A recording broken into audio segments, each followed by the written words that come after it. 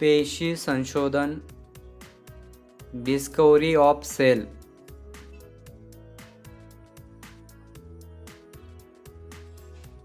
इसवी सन 1665 मध्ये Robert Hooke या शास्त्रज्ञाने बुचाच्या झाडाचा पातळ काप घेऊन स्वतः बनवलेल्या सूक्ष्मदर्शकाखाली त्याचे निरीक्षण केले. तेव्हा त्यांना त्यामध्ये मधमाशाच्या पोकळ्याप्रमाणे रिकामे कप्पे आढळले. अशा प्रकारे रॉबर्ट हुक याने पेशीचे संशोधन केले आणि पेशी सर्वप्रथम संशोधन करणारे शास्त्रज्ञ ठरले.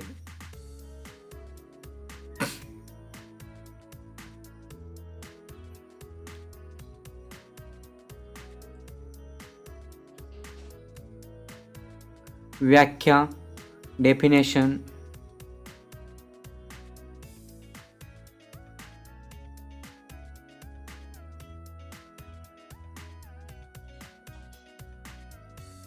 या ठिकाणी आपल्याला पेशीची व्याख्या दिलेली आहे अत्यंत सोप्या शब्दात.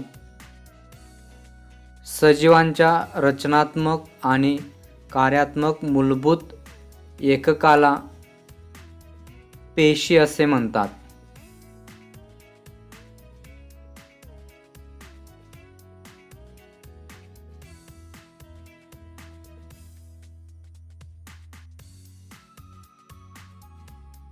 त्यानंतर अनेक शास्त्रज्ञांनी पेशीचे सिद्धांत मांडले. पेशी सिद्धांत, सेल थेरी. पेशीतील विविध घटकांच्या संशोधनानंतर काही शास्त्रज्ञांनी विविध सजीवांचे निरीक्षण करून पेशी विषयक आपले विचार मांडले. त्यांनाच पेशी सिद्धांत असे म्हणतात.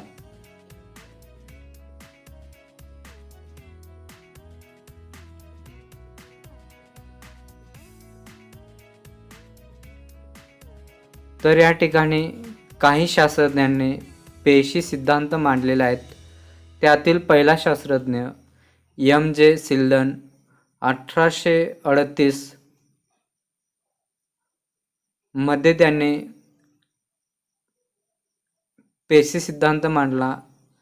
पेशी या सजीवांचा मूलभूत रचनात्मक व कार्यात्मक घटक आहे. त्यानंतरचा शास्त्रज्ञ थिओडॉर श्वान 1839 यांनी सिद्धांत मांडला. सर्व सजीव म्हणजे वनस्पती आणि प्राणी एक किंवा अनेक पेशींनी बनलेले असतात. त्याच्या पुढचा शास्त्रज्ञ आहे रुडॉल्फ विर्शॉ 1855 मध्ये त्याने सिद्धांत मांडला. सर्व पेशींचा जन्माआधीपासून अस्तित्वात असलेल्या पेशीपासून झालेला असतो.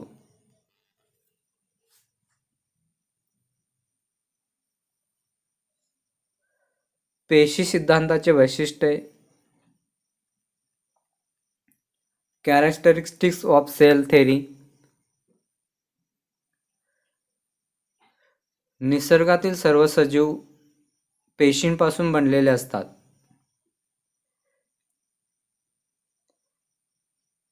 पेशी हा सजीवांचा रचनात्मक आणि कार्यात्मक मूलभूत घटक आहे. सजीवांची सर्व महत्त्वाचे कार्ये पेशींच्या आत घडून येतात. पेशी हा सजीवांचा पायाभूत घटक आहे.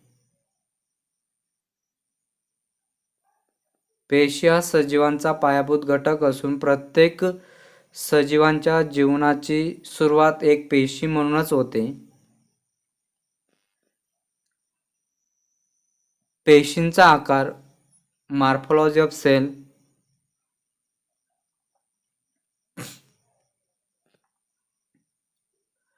पेशींचा आकार अतिशय लहान असून उघड्या डोळ्यांनी निरीक्षण करणे अशक्य आहे.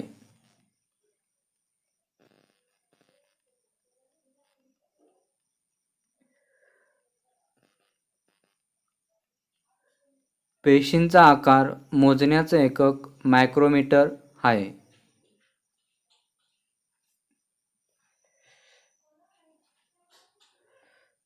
पेशींचा आकार 0.1 मायक्रोमीटर ते 18 सेंटीमीटर पर्यंत असू शकतो. पेशींचे प्रकार, टाइप्स ऑफ सेल.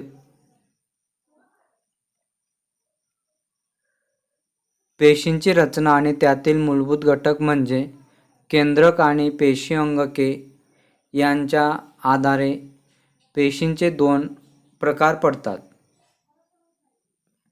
पहिला, आधिकेंद्रकीय पेशी, प्रोकॅरियोटिक सेल. ज्या पेशीमध्ये स्पष्ट दिसणारे केंद्रक आणि पेशी अंगके नसतात त्या पेशींना आधिकेंद्रकीय पेशी असे म्हणतात.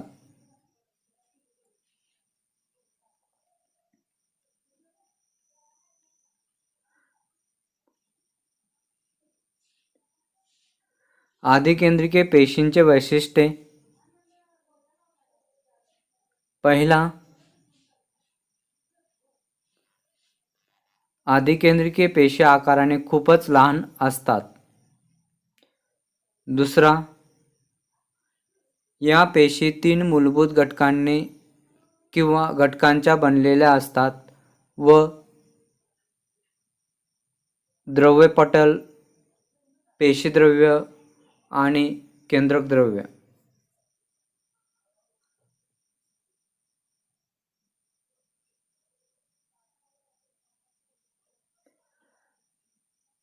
तीन नंबर, या पेशीतील केंद्रकाला आवरण नसते म्हणजेच पेशीद्रव्य आणि केंद्रकद्रव्य एकत्रच असतात. 4, या पेशीमध्ये एकच गुणसूत्रांची जोडी असते. तसेच डीएनएचा रेणू केंद्रकाच्या अस्पष्ट भागात असतो. 5, डीएनए असलेल्या अस्पष्ट भागाला केंद्रक सदृश्य न्यूक्लियोटाइड असे म्हणतात. 6 नंबर, पेशीमध्ये तंतुकणिका नसते परंतु रायबोझोम्सचे कण असतात.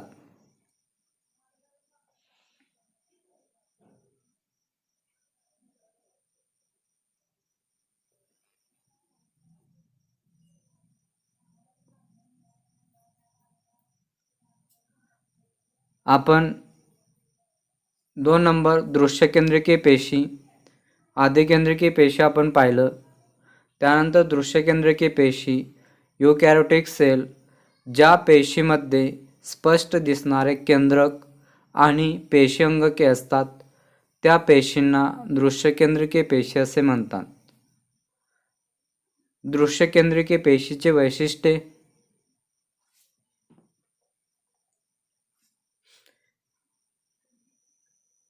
पहिला वैशिष्ट्य, दृश्यकेंद्रकीय पेशी आकाराने मोठे असतात. 2 नंबरचे वैशिष्ट्य, या पेशीमध्ये स्पष्ट दिसणारे केंद्रक व त्यामध्ये केंद्रकी आणि केंद्रक द्रव्य असते. 3 नंबरचे वैशिष्ट्य, या पेशीमध्ये गुणसूत्रांच्या अनेक जोड्या असून डीएनए व आरएनएच्या शृंखला असतात. 4 नंबरचे वैशिष्ट्य, या पेशी अतिशय विकसित असून वनस्पती आणि प्राण्यांमध्ये या पेशी आढळतात.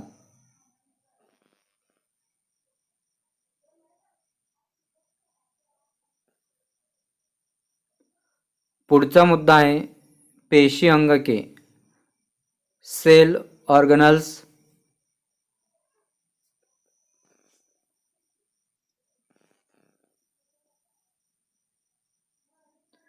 पेशीमध्ये विशिष्ट कार्य करणाऱ्या घटकाला पेशी अंगके असे म्हणतात. पेशी अंगकापैकी पहिले जे काही अंगक आपण पाहणार आहोत, पहिले अंगक आहे पेशी भित्तिका सेल वॉल. सेल वॉलची पेशी भित्तिकाची व्याख्या या ठिकाणी आपल्याला दिलेली आहे. वनस्पती पेशीतील सर्व बाहेरच्या आवरणाला पेशी भित्तिका असे म्हणतात. अत्यंत सोपी व्याख्या आहे. त्यानंतर पेशी भित्तिकेचे कार्य आपल्याला या ठिकाणी दिलेलं आहे. पहिलं कार्य आहे पेशी भित्तिका पेशीला संरक्षण तसेच मजबूती देते, तसेच पेशीचा आकार निश्चित करते. दुसरं कार्य आहे पेशी भित्तिकेमुळे पेशीतील पाण्याचे प्रमाण संतुलित राहण्यास मदत होते. त्यानंतर पेशी अंगकाचं दुसरं अंगक या ठिकाणी आपल्याला दिलेलं आहे प्रद्रव्य पटल किंवा आपण त्याला पेशी पटल असे म्हणतो, प्लाझ्मा मेम्ब्रेन. प्राणी पेशीतील सर्वात बाहेरचे तर वनस्पती पेशीतील दुसरे आतील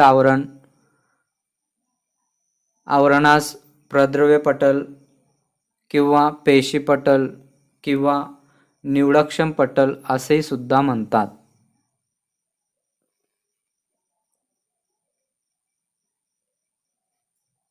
पेशी पटलाचं कार्य,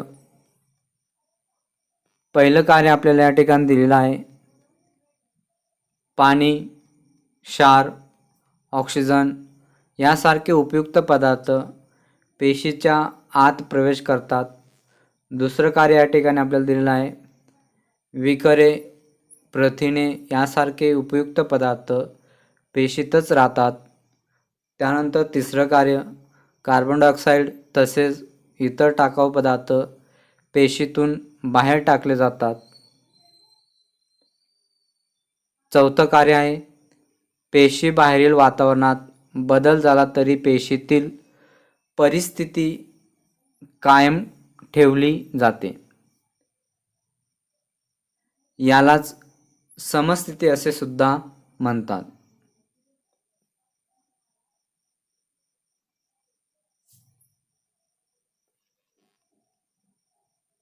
त्यानंतर पुढचं अंग केंद्रक न्यूक्लियस. केंद्रक पेशीतील एक मोठे गोलाकार अंगक असून ते प्राणी पेशीच्या मध्यभागी असते, तर वनस्पती पेशीमध्ये प्रद्रव्य पटलाला जवळ असते. तसेच केंद्रक हे द्विस्तरीय आवरणाचे बनलेले असते. तसेच त्यावर केंद्रक छिद्र असतात आणि केंद्रकाच्या आत केंद्रक द्रव्य असते.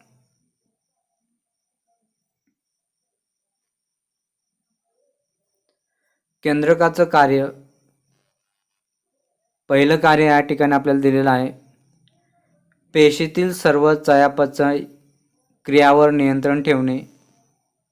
पेशीतील केंद्रक नष्ट झाल्यास पेशी मृत पावते. दुसरं कार्य आहे केंद्रक सर्व पेशी विभाजनावर नियंत्रण ठेवते, म्हणून केंद्रकातला पेशीतील नियंत्रण कक्ष असे सुद्धा म्हणतात. तिसरं कार्य केंद्रक पेशीतील सर्व क्रियांचे नियंत्रण करते, तसेच पेशी विभाजन यामध्ये महत्त्वाची भूमिका पार पाडते.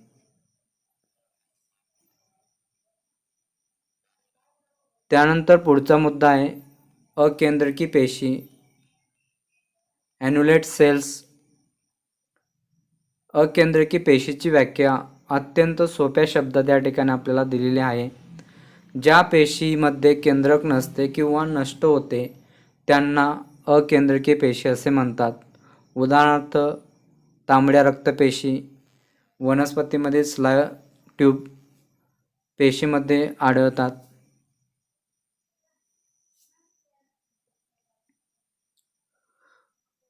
त्याच्या पुढचा महत्त्वाचा मुद्दा बहुकेंद्रकीय पेशी, मल्टीन्यूक्लिएट सेल. अत्यंत सोप्या शब्दात व्याख्या आपल्याला दिलेली आहे. ज्या पेशीमध्ये एकापेक्षा जास्त केंद्रक असतात त्यांना बहुकेंद्री पेशी असे म्हणतात. उदाहरणार्थ मानवी शरीरातील ऐच्छिक स्नायूंची पेशी. त्यानंतर पुढचा महत्त्वाचा मुद्दा केंद्रक द्रव्य न्यूक्लियोप्लाझम. केंद्रकात असलेले न्यूक्लिक आम्ल आणि रंगधागे यांना केंद्रक द्रव्य असे म्हणतात.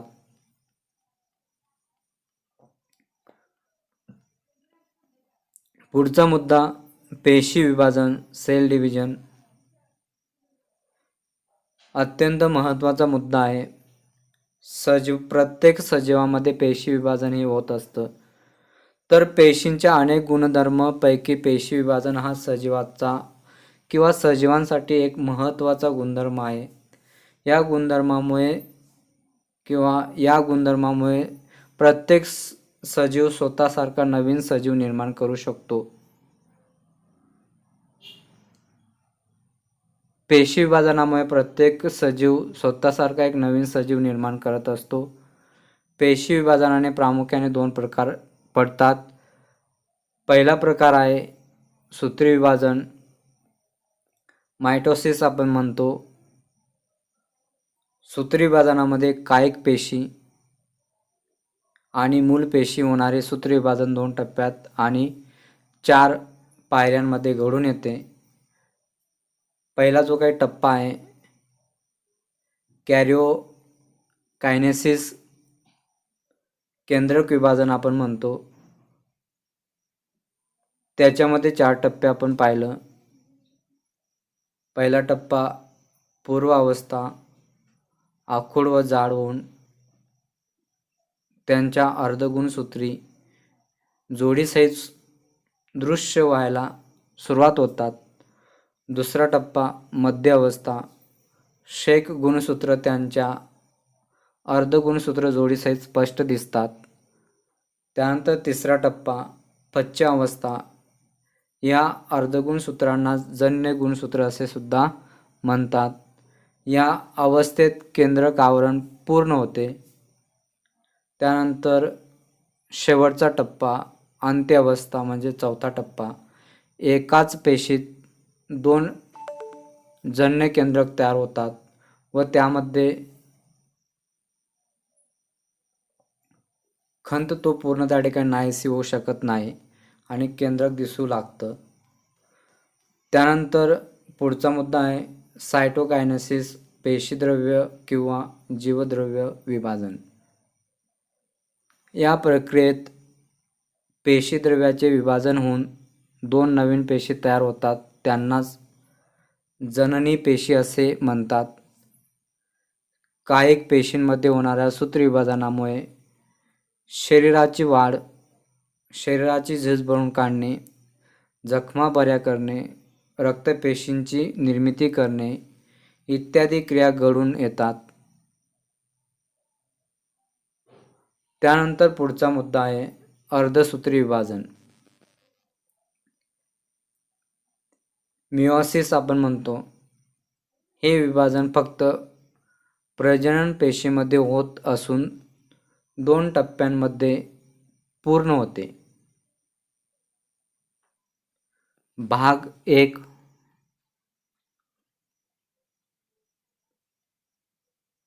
ही क्रिया फक्त सजातीय गुणधर्मांमध्ये होते. भाग 2 या क्रियेत भाग 1 मध्ये तयार झालेल्या दोन्ही एकगुणी पेशीतील पुनर्संयोजित अर्धगुणसूत्री जोड्या वेगळ्या होऊन विभाजित होतात व त्यातून 4 एकगुणी पेशी निर्माण होतात. त्यानंतर पुढचा पेशी अंगकाचा महत्त्वाचा भाग म्हणजे चौथा आंतरद्रव्य जालिका. आंतरद्रव्य जालिका म्हणजे एंडोप्लाझ्मिक रेक्टिक्युलम. आंतरद्रव्य जालिकेला पेशीतील वहन संस्था असे म्हणतात. याचे 2 प्रकार पडतात. पहिला प्रकार आहे खडबडीत आंतरद्रव्य जालिका.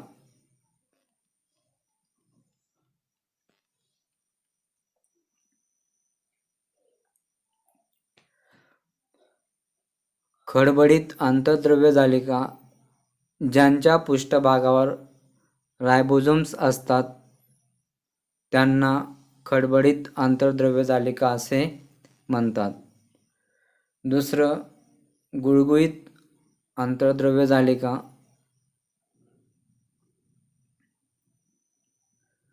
गुळगुळीत आंतरद्रव्य जालिका ज्यांच्या पृष्ठभागावर रायबोझोम्स नसतात त्यांना गुळगुळीत आंतरद्रव्य जालिका असे म्हणतात. अत्यंत सोप्या शब्दात व्याख्या आपल्याला दिलेल्या आहेत.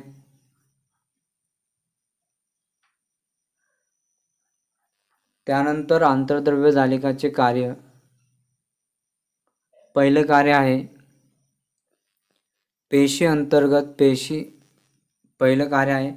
पेशी अंतर्गत पदार्थाचे वहन करणे तसेच वेशीचे आधार चौकट म्हणून कार्य करणे. त्यानंतर दुसरं कार्य आहे प्रथिने व मेदांचे संश्लेषण करून त्यांचे आवश्यक त्या ठिकाणी वहन करणे. त्यानंतर तिसरं कार्य आहे रायबोझोमने तयार केलेल्या प्रथिनांचे वहन करणे. त्यानंतर पेशीचं पाचवं अंगक, अत्यंत महत्त्वाचं अंगक म्हणजेच तंतुकणिका, मायटोकॉन्ड्रिया आपण ज्यांना म्हणतो. तंतुकणिकेची व्याख्या अत्यंत सोप्या शब्दात आपल्याला या ठिकाणी दिलेली आहे. तंतुकणिकेला पेशीचे ऊर्जा निर्मितीचे केंद्रक म्हणून ओळखले जाते. ही ऊर्जा ATP या ऊर्जा समृद्ध संयुगाच्या स्वरूपात साठवली जाते. तंतुकणिकेचे कार्य असतं पेशीमध्ये ऊर्जा निर्माण करण्याचं. या ठिकाणी त्यापैकी पहिलं कार्य आपल्याला या ठिकाणी दिलेलं आहे. पेशीमध्ये ATP हे ऊर्जा समृद्ध संयुगे तयार करण्याचे कार्य तंतुकणिका करते. ATP मध्ये साठवलेल्या ऊर्जेचा उपयोग पेशीमध्ये प्रथिने, कर्बोदके तसेच मेद यासारखी रासायनिक संयुगे तयार करण्यासाठी होतो. त्यानंतर तंतुकणिकेचे तिसरं कार्य स्नायूंची हालचाल, चेताआवेगाचं वहन आणि उष्णतेची निर्मिती इत्यादी यांत्रिक कार्य करण्यासाठी ATPचा उपयोग होतो. त्यानंतर पेशीचं सहावं अंगक, महत्त्वाचं अंगक गॉल्गी काय, गॉल्गी कॉम्प्लेक्स आपण इंग्लिशमध्ये म्हणतो. डॉक्टर कॅमिलो गॉल्गी या जर्मन शास्त्रज्ञांनी पहिल्यांदा गॉल्गी काय या अंगकाचा शोध लावला. हे अंगक 5 ते 8 पिशव्यांसारख्या गड्यांचे बनलेले असते. गॉल्गी काय या अंगकाचं पहिलं कार्य आहे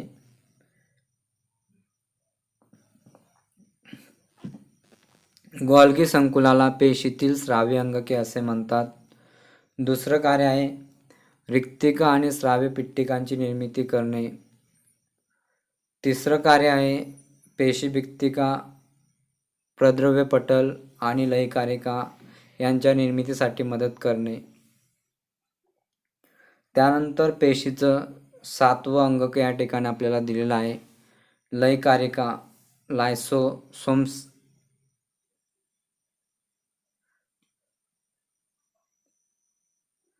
लयकारिका साध्या एका आवरणाने बनलेली पिशवी असते. त्यांना कोश असे म्हणतात. यांच्यामध्ये विविध जटिल विकरे असतात. अत्यंत सोप्या शब्दात आपल्याला व्याख्या लयकारिकाची दिलेली आहे. त्यानंतर लयकारिका याचं कार्य, पहिलं कार्य आहे पेशीमध्ये घडत असलेल्या विविध चयापचय क्रियेनंतर जटिल टाकाऊ कार्बनी पदार्थ तयार होतात. त्या पदार्थांचे पचन लयकारिका करते. म्हणून त्यांना पेशीतील टाकाऊ पदार्थाची विल्हेवाट लावणारी संस्था असे म्हणतात. दुसरं कार्य सजीवांच्या उपासमारीच्या काळात म्हणजेच अन्न न मिळाल्यास लयकारिका पेशीतील साठलेल्या प्रथिने आणि मेद यांचा उपयोग करून शरीरातील आवश्यक ऊर्जा पुरवण्याचं कार्य करते किंवा कार्य करतात.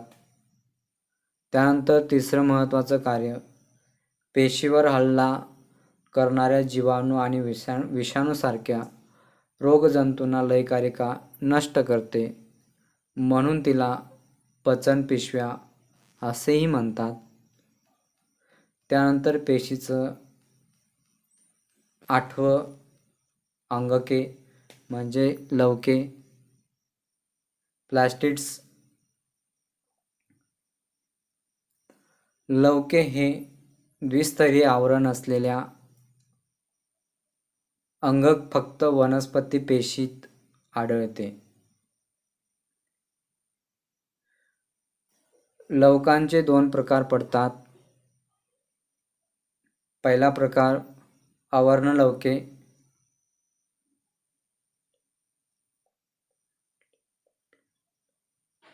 ल्युकोप्लास्ट. वनस्पतीमध्ये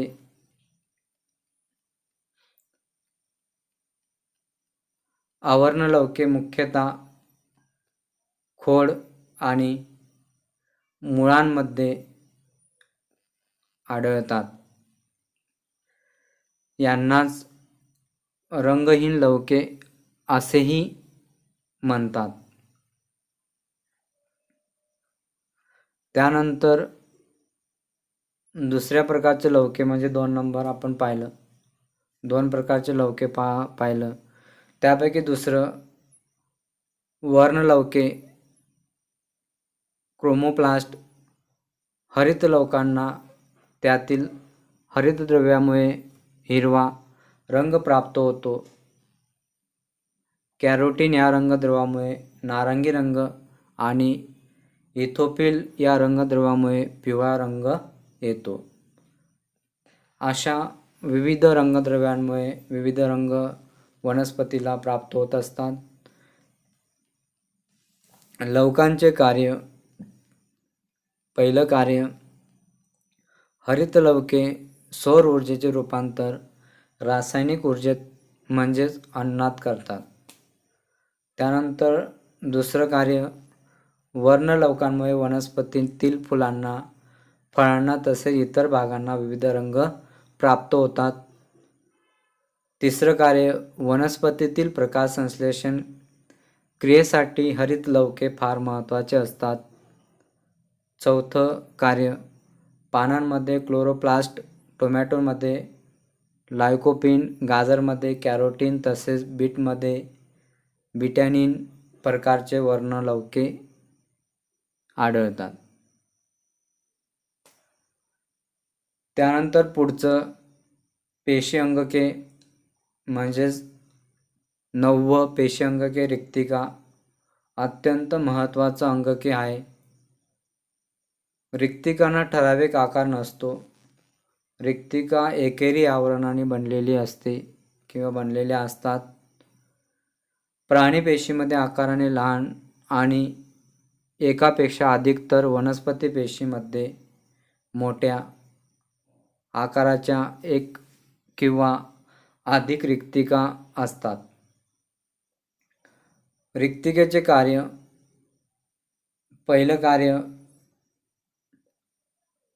पेशीतील द्रवणाचा परासरणीय दाब नियंत्रण करणे. दुसरं कार्य, पेशीमध्ये चयापचय क्रियेमध्ये तयार झालेल्या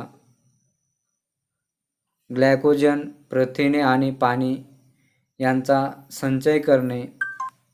तिसरं कार्य, प्राणीपेशीमध्ये रिक्तिका, टाकाऊ पदार्थ तसेच अन्न पदार्थ साठवितात. चौथं कार्य, वनस्पती पेशीतील रिक्तिका पेशीद्रव्याने भरलेल्या असतात.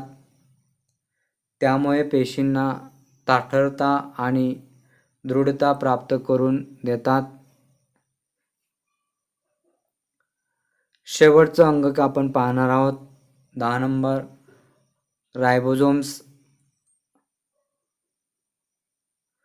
रायबोझोम पेशीतील बृहत रेणू असून त्यांना असून त्यांचा आकार गोलाकार धान्याच्या कणांसारखा असतो.